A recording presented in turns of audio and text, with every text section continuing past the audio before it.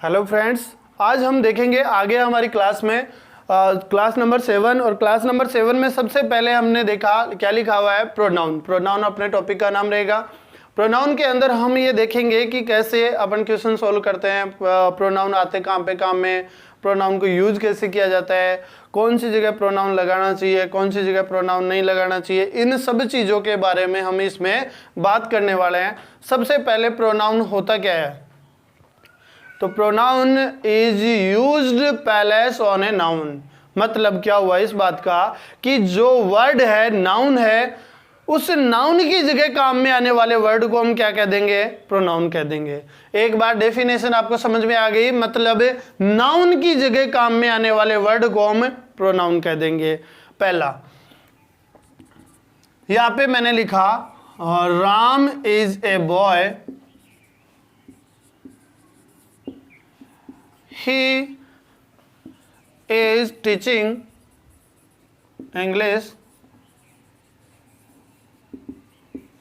उसके बाद लिखा मैंने he is going to market।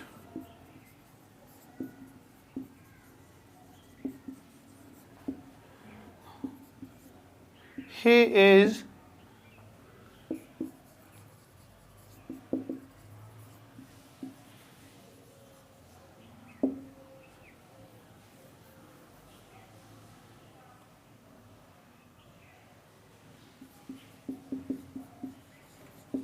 ये आपके सेंटेंस हो गया। यहाँ पे क्या लिखा हुआ है कि मैंने क्या लिखा है? Ram is a boy. क्या लिखा हुआ है? Ram is a boy. Ram is a boy में उसके बाद में क्या लिखा हुआ है? Full stop. फुल स्टॉप के जस्ट बाद में क्या चालू हो गया? ही। तो ही कहाँ पे किसकी जगह आया है? इस राम के नाम की जगह पर क्या आ गया? ही आ गया। यहाँ पे मैंने ही लिखा, उसके बाद में इज टीचिंग इंग्लिश। फिर से अपना जैसे सेंटेंस शुरू हुआ फिर से हमने ही लिख दिया। फिर नीचे चलेंगे, he is going to market.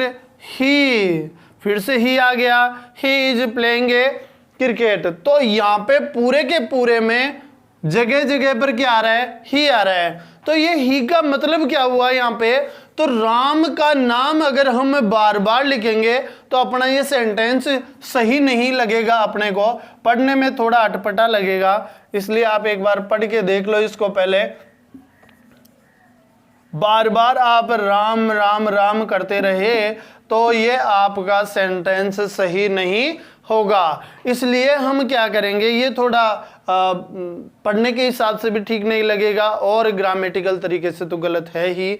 तो इस जगह पे हमें अगर कोई वर्ड बार बार किसी सेंटेंस में यूज होता है तो उसकी जगह हम प्रोनाउन काम में लेना स्टार्ट कर देते हैं, उसका नाम नहीं लिखते हैं। कई बार आपने कोई राइटर का अगर वो पढ़ा हो, उसका जो इंटरव्यू वगैरह होता है उसको पढ़ा हो आपने, तो वहाँ पे भी आपने देखा होगा बार बार उसका नाम नहीं लेकर ही सी इट काम में लिया जाता है।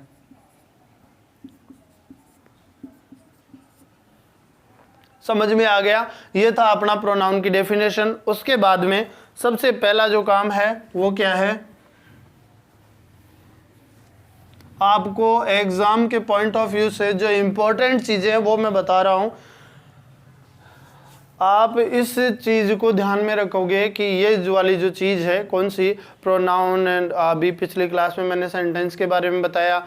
इन सब चीज़ों को अगर आप थोड़ा मेहनत करके पढ़ोगे तो आप, ये नहीं है कि आपका सिलेक्शन नहीं होगा, सिलेक्शन होगा, लेकिन इसमें आपको मेहनत करने की ज़रूरत है। ओके, तो अपना जो सेंटेंस है वो कंप्लीट हो गया। सेंटेंस के बाद में पहला जो काम है वो क्या है? मैं कुछ यहाँ पे प्रोनाउन लिख रहा हूँ। अब आपको इसमें ज़्यादा डीपली नहीं जाना है कि इसमें ये सर कौन से प्रोनाउन का है, तो ये डेमोन्स्ट्रेटिव प्रोनाउन का बता रहा हूँ मैं आपको। सबसे पहले होता है दिस, फिर होता है दैट, फिर दिस दैट, दीज और दोज। अब यहाँ पे देखते हैं अपन, यहाँ पे देखते हैं कि ये वाला जो दिस है वो क्या काम में आता है, और दैट क्या काम में आता है, दीज क्या काम में आता है और दोज क्या काम में आता है। समझ में आ गया। इसको हम पढ़ेंगे सबसे पहले, दिस को हम पढ़ना शुरू करें तो सबसे पहले यहाँ पे दे रखा है दिस क्या काम में आता है, तो ये आता है हमेशा सिंगुलर के लिए। किसके लिए? पहले बात तो आपको सिंगुलर का पता होना चाहिए। सिंगुलर क्या होता है? मतलब वन के लिए। किसके लिए? वन के लिए। और दूसरा होता है, ये भी सिंगुलर के लिए काम में आता है, सिंगुलर मतलब एक के लिए। उसके बाद में दीज कहाँ पे आएगा? प्लूरल के लिए। कहाँ पे काम में आएगा? प्लूरल के लिए। दोज भी कहाँ पे काम में आएगा? प्लूरल के लिए।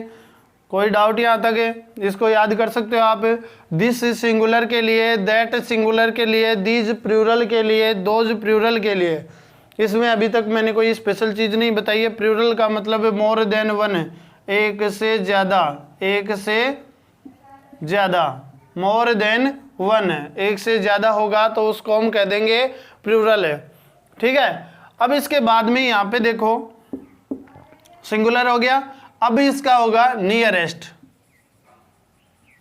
नियरेस्ट मतलब होता है पास में, मतलब एक होना चाहिए और पास में होना चाहिए। उसके लिए क्या काम में आ जाएगा? दिस काम में आ जाएगा। डिस्टेंस, डिस्टेंस मतलब दूर, तो दूर अगर होगा और सिंगुलर होगा तो हम दैट काम में ले लेंगे।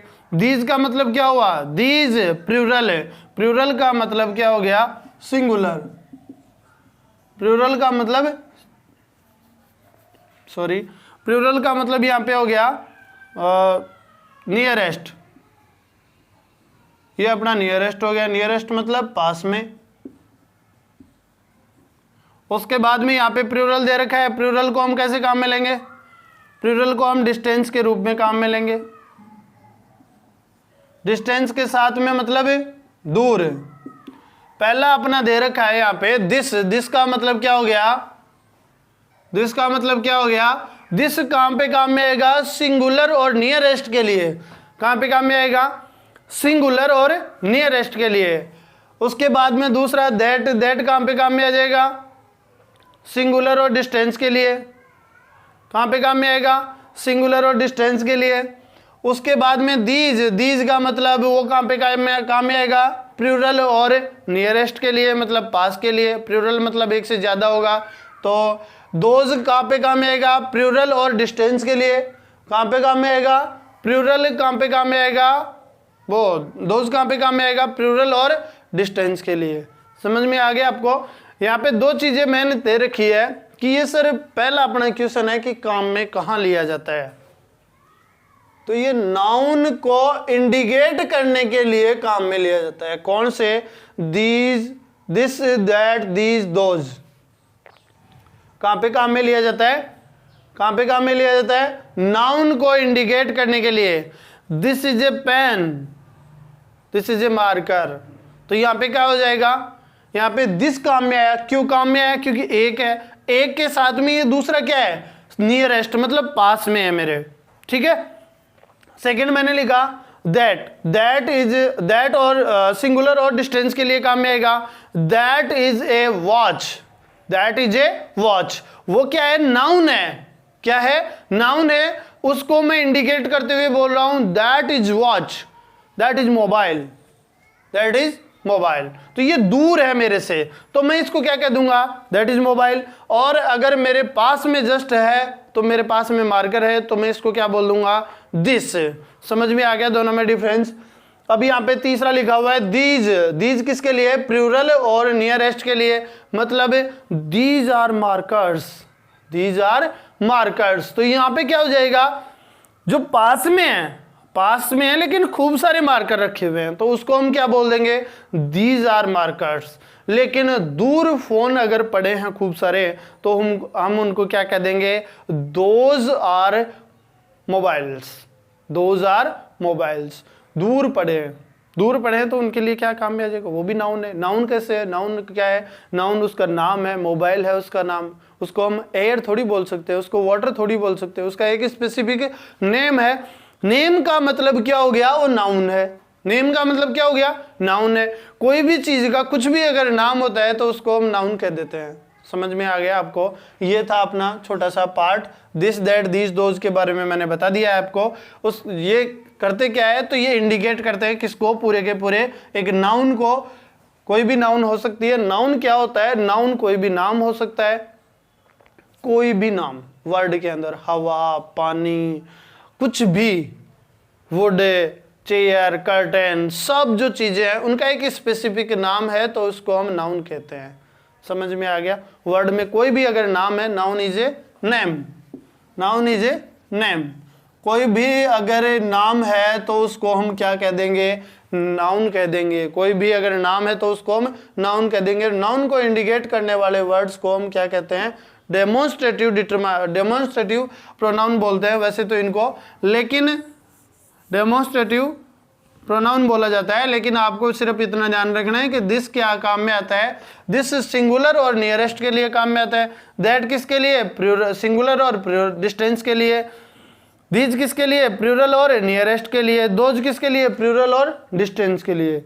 ये था अपना छोटा सा सेशन और ये आज की क्लास आपकी कंप्लीट हो गई है। आपको इनको याद करना है। याद क्या करना है, थोड़ा सा अगर आप प्रैक्टिकली इनको सोचना है, सोचोगे तो आपको ज़रूर याद हो जाएगा। इसमें ज़्यादा याद करने की ज़रूरत नहीं पड़ेगी आपको।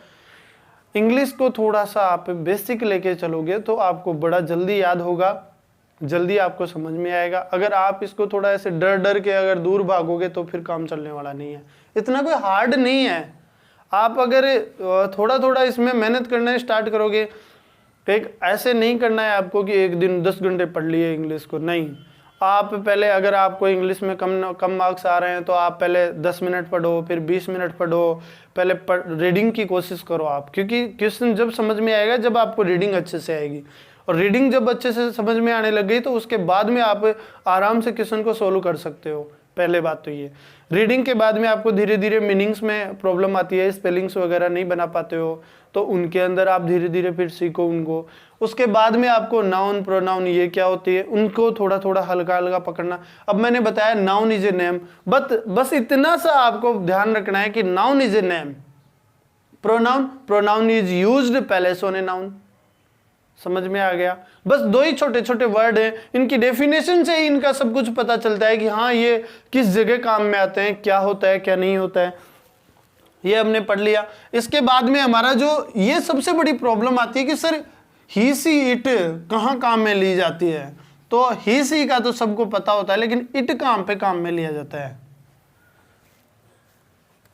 ही किसके लिए, मेल, मेल मतलब आदमी, जो भी मस्कुलर होगा, पुल्लिंग होगा, मतलब मस्कुलर का मतलब पुल्लिंग जो होगा उनको सबको कह देंगे मेल हो गया। दूसरा सी किसकी जगह काम में आएगा, सी आएगा फीमेल की जगह। कहाँ पे काम में आएगा, फीमेल की जगह, मतलब औरत है, स्त्रीलिंग जिसको बोलते हैं। उसके बाद में ही सी हो गया। फिर तीसरा है इट। इट कहाँ पे काम में लिया जाता है, इट कहाँ पे काम में लिया जाता है, इट आता है एनिमल्स और थिंग्स के लिए, एनिमल्स एंड थिंग्स।